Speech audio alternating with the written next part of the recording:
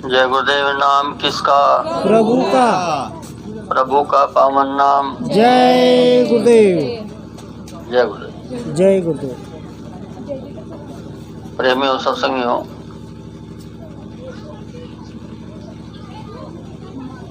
जीवन में कुछ बातें हैं हम सबको अच्छी तरह बैठ करके विचार करनी चाहिए, सोचनी चाहिए।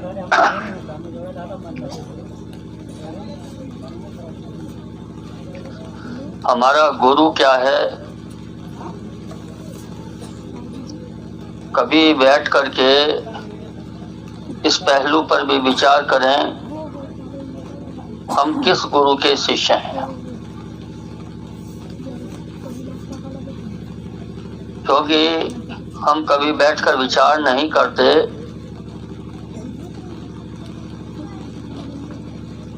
सीधा जाते हैं, आते हैं, सत्संग सुनते हैं, लेकिन आत्म मंथन के लिए, अपने आप को सोचने और विचार करने के लिए ये सब बातें बहुत जरूरी होती हैं, ताकि हम अपना मन टटोलें कि हमारे मन के अंदर क्या क्या है, कितना विवेक है हमारे अंदर, कितनी बुद्धि है हमारे अंदर, कितना विचार है हमारे अंदर। यह है आत्म मंथन, अपने आप पर विचार करना। तो हम किस महान गुरु के शिष्य हैं? हम उसके शिष्य हैं तो हमारा जीवन में कर्तव्य क्या है? हमें एक सत्संगी के तौर पे क्या क्या काम करने चाहिए, हमें एक इंसान के तौर पे क्या क्या काम करने चाहिए, हमें अपने परिवार और अपनी गृहस्थी में क्या क्या करना चाहिए, हमें अपनी जीवात्मा, अपनी जो शरीर ईश्वर ने दिया है, जिस परिवार में आपको जन्म मिला है, उसकी जिम्मेदारी के बाद जिस ईश्वर ने आपको देह दी है, ये देह माँ बाप ने के संयोग से मिली है, लेकिन माँ बाप ने दी नहीं, ये माता पिता ने नहीं दी। वो निर्धारित नहीं कर सकते कि आप अंधे होंगे कि लूले होंगे कि काने होंगे, आप क्या होंगे, आपके शरीर में क्या कमी और क्या ज्यादा रहेगी, वो निर्धारित नहीं कर सकते। अगर वो ये निर्धारित नहीं कर सकते तो इसका मतलब यह है कि ये देह उन्होंने नहीं दी। यह देह ईश्वर ने दी है आपके कर्मों के अनुसार।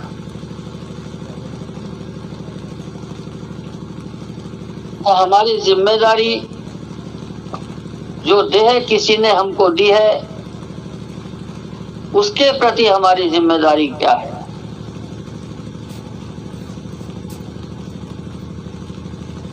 वह भी हमें बैठकर विचार करना चाहिए, क्योंकि ये किसी की धरोहर है, किसी ने आपको दिया है, इसीलिए कहते हैं ये किराए का मकान। इसका कोई मालिक है, इस देह का कोई मालिक है, जीवात्मा का भी मालिक है। देह का मालिक अलग, जीवात्मा का मालिक अलग।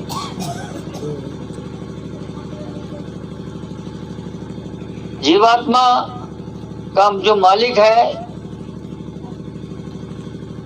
उसकी इजाजत के बिना जीवात्मा में कुछ भी हेरफेर नहीं होता।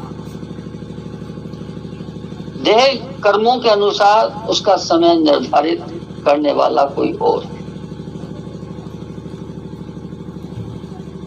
कहते हैं इसलिए सांसों की पूंजी खत्म होगी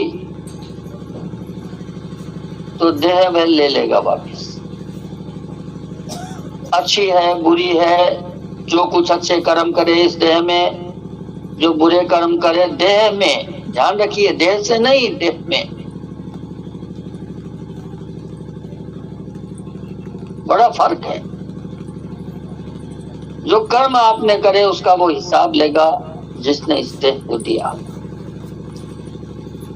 कि लाओ ये देह मैंने दी थी, इतने बरस तुमने इस देह में रहे, तुमने क्या क्या काम किए क्या नहीं किए, मुझे हिसाब दे, हिसाब मांगे।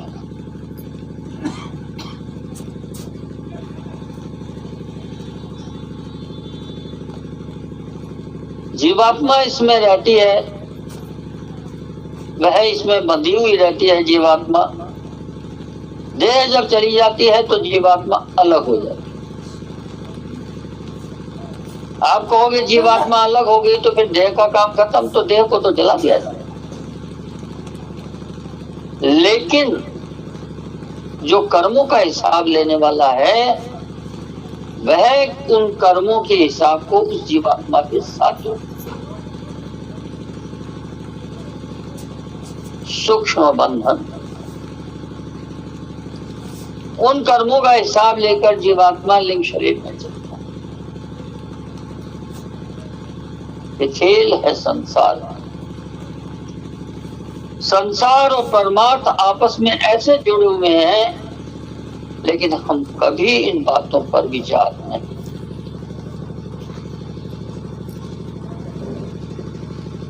जीवात्मा का धनी, जीवात्मा का मालिक,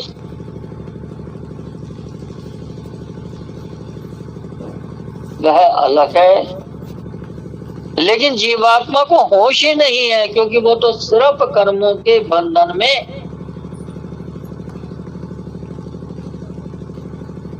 इधर उधर भटकती रहती है। तो जो उसको मारता है, जो इधर उधर भटकाता है, उसी को वह धनी समझ ले कि भैया मेरा तो यही है, इसको नहीं मानू तो ये मारेगा, इसको नहीं मानू तो ये करेगा, इसको नहीं मानू तो ये। बीच के लोग धनी बन करके बैठे हैं, धनी नहीं है। लेकिन जिस गुरु ने हमको इस जीवात्मा में मुक्ति का रास्ता दिया, साधना और भजन का रास्ता दिया, हम उस पर कभी विचार ही नहीं करते। गुरु ने हमको जो रास्ता दिया, गुरु ने जो इस जीवात्मा में हमको आत्म कल्याण का बोध का रास्ता दिया, वह इसीलिए दिया कि बच्चा इस देह में रहते हुए ये नाम है, इसका जप करना, ये भजन का रास्ता है, भजन करना। तो जो कर्मों का हिसाब है वो धीरे धीरे कम हो जाएगा, तो जो हिसाब लेने वाला है वो कोई हिसाब नहीं ले पाएगा।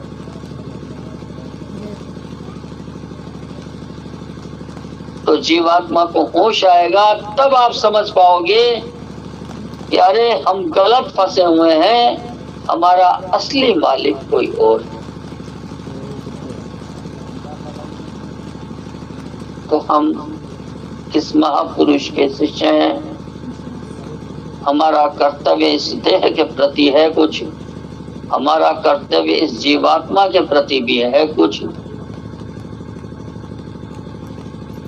ये आवश्यक है कि हम जीते जी जीवन में इन पहलुओं पर भी विचार करें। जैसे एक आदमी दफ्तर में जो काम करता है, तो दफ्तर में जाता है, उसका जो वहां पर दफ्तर का जो बॉस होता है, दफ्तर का जो अधिकारी होता है, उसकी बात भी मानता है, वो आदेश देता है, उस काम को भी करता है। जो आने वाले लोग पूछते हैं, सवाल होते हैं, उनके भी जवाब देता है। जो काम सौंपा जाता है वो काम भी करता है। जब वहां का काम हो गया तो घर आता है, तो घर में बच्चों की भी सुनता है, पत्नी की भी सुनता है, माँ बाप की भी सुनता है, उनके लिए भी काम करता है। तो सब पर विचार करना पड़ता है। ठीक इसी ढंग से हमें इस संसार में मात्र एक काम नहीं, बल्कि हमें तमाम पहलुओं पर विचार करना चाहिए। हाँ, आपकी बुद्धि जब थक जाए कि भाई हमारे ज्यादा समझ नहीं आ रही, तो गुरु चरणों में अपनी बुद्धि को समर्पित करके कि तेरा तुझको अर्पण क्या लागे मेरा, इस भाव के साथ में संसार में जियो और अपना परमार्थ का रास्ता कमाओ। जय गुरुदेव। ये बात है।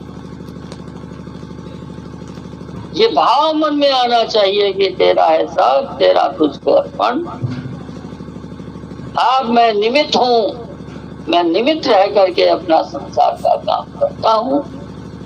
ये मैंने अपना कर्तव्य कर लिया। जहाँ बेचैन हो गए, जहाँ तकलीफ में आ गए, गुरु चरणों में आपने पुकार लगाई, प्रार्थना की। थोड़े समय छटपटाहट रहती है, लेकिन वो थोड़े समय बाद तक चली जाती है। कर्मों का गुब्बार शांत हो जाता है, होली जल जाती है कर्मों की। तो धुआं आंखों से निकल जाती है, चैन पड़ जाता है, शांति मिल जाती है। तब हमें वो बुद्धि समझ में आती है। तो ये थोड़े समय का होता है सब। भक्ति अटल है, वह नष्ट नहीं होती, क्योंकि जीवात्मा में जो प्रेम है गुरु का, गुरु के प्रति जो हमारी लगाव है, वह भक्ति है। संसार के प्रति जो लगाव है, वह संसार का प्रेम है।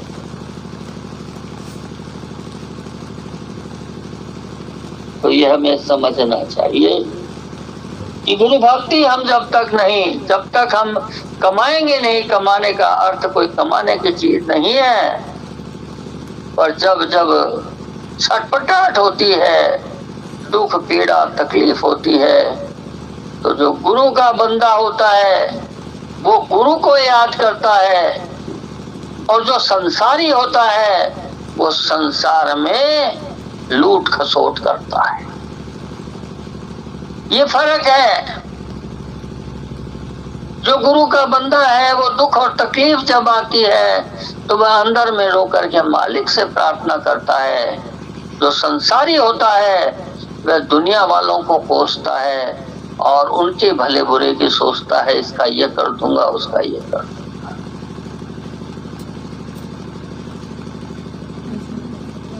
तो हमें संसारी नहीं, हमें परमार्थी बनना है। संसार का काम उतना जरूर करो, संसार के लोग भी आपके सर पे ना बैठे, उनका भी काम करें, संसार का भी काम करें, लेकिन निमित्त बन करके करें। जितना जरूरत है उतना करें। हमारे जीवन का जो मूल उद्देश्य है वो गुरु भक्ति है।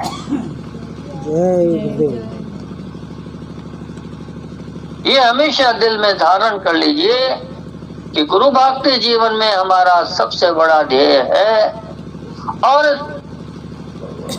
वो आपके साथी हैं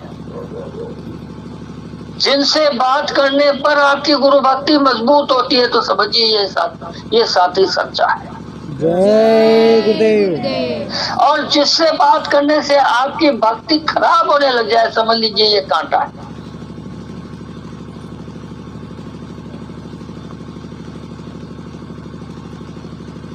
जो संसार की तरफ मुख करके बैठे लोग होते हैं, उनके पास आप टाइम लगाएंगे, बिताएंगे, तो आपकी भक्ति कमजोर होती है। पर करना संसार का काम भी है। इसलिए कहा जाता है कि संसार का काम करो, लेकिन उसमें लिपायमान मत हो, उसमें लिप्त मत हो। हम उसमें डूब करके काम करते हैं तो हम कर नहीं पाते। कछुआ जैसे होता है, चलता है, लेकिन थोड़ी दूर जब विश्राम करता है तो अपने पांव अंदर लेकर के और सिमट करके बैठ जाता है, और उसकी पूरी देह कवच के रूप में होती है।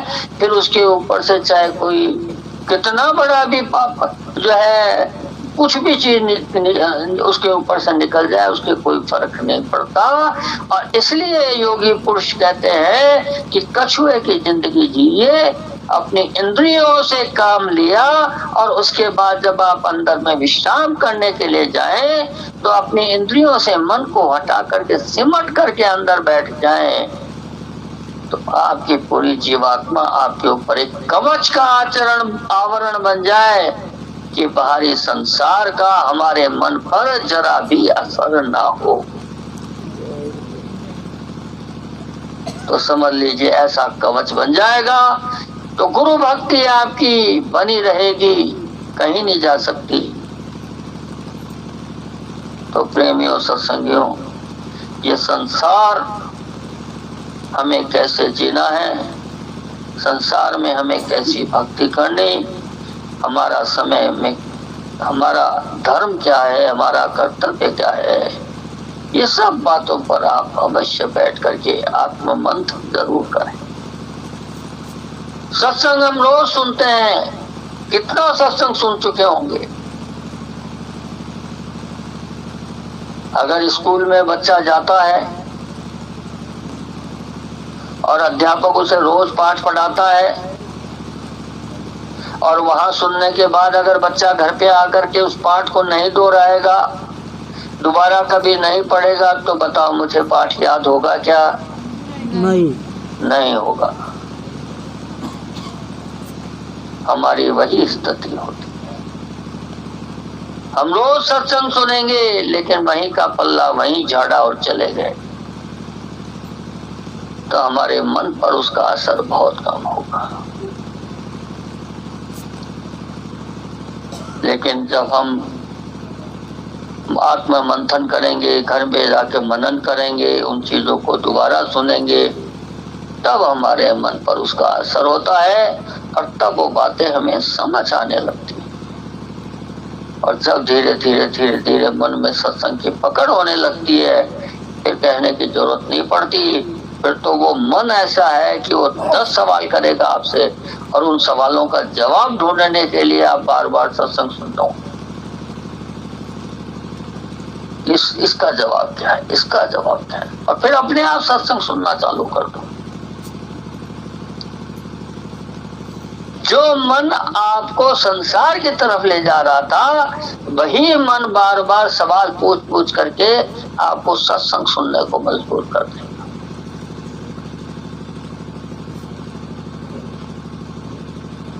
अजीब है मन। मन अच्छा भी है, मन बुरा भी है। इसलिए प्रेमियों, मन से काम लेना आना चाहिए और मन को काटने का सिर्फ एक ही रास्ता है और वो है गुरु भक्ति, प्रेम। जब हमें गुरु से प्रेम होता है तो मन अपने आप ठंडा हो जाता है। जय गुरुदेव।